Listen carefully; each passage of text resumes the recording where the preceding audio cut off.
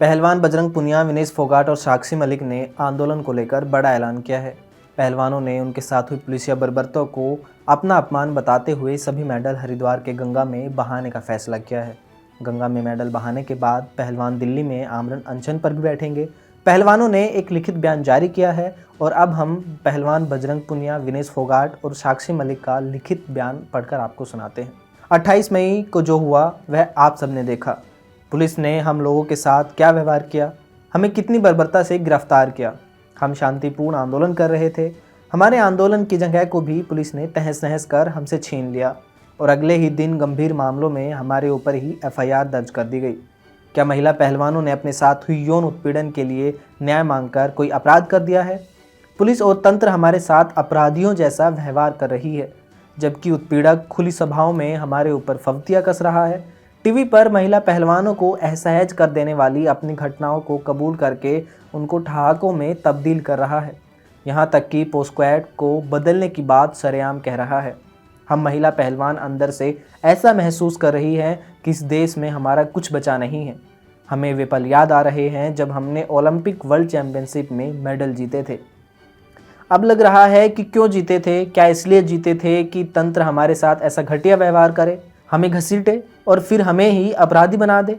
कल पूरा दिन हमारी कई महिला पहलवान खेतों में छिपती फिरी हैं। तंत्र को पकड़ना उत्पीड़क को चाहिए था, लेकिन वह पीड़ित महिलाओं को उनका धरना खत्म करवाने, उन्हें तोड़ने और डराने में लगा हुआ है।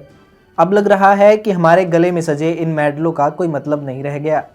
इनको लौटाने की सोचने भर से हमें मौत लग रही थी, लेकिन अपने आत्मसम्मान के साथ समझौता करके भी क्या जीना। यह सवाल आया कि किसे लौटाएं, हमारी राष्ट्रपति जी को, जो खुद एक महिला है। मन ने ना कहा, क्योंकि वह हमसे सिर्फ 2 किलोमीटर दूर बैठी सब कुछ देखती रही, लेकिन कुछ नहीं बोला।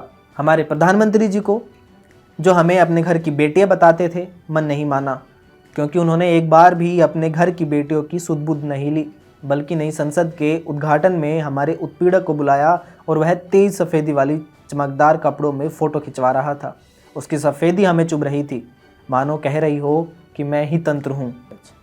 इस चमकदार तंत्र में हमारी जगह कहाँ है? भारत की बेटियों की जगह कहाँ है? क्या हम सिर्फ नारे बनकर या सत्ता में आने भर का एजेंडा बनकर रह गई हैं?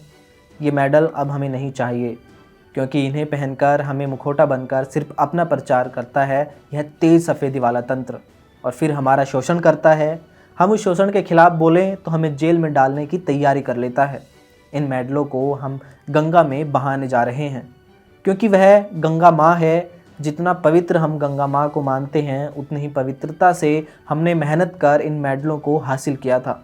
ये मेडल सारे देश के लिए ही पवित्र हैं, और पवित्र मेडल को रखने की सही जगह पवित्र माँ गंगा ही हो सकती है, न कि हमें मुखौटा बना फ़ायदा लेने के बाद हमारे उत्पीड़क के साथ खड़ा हो जाने वाला हमारा अपवित्र तंत्र।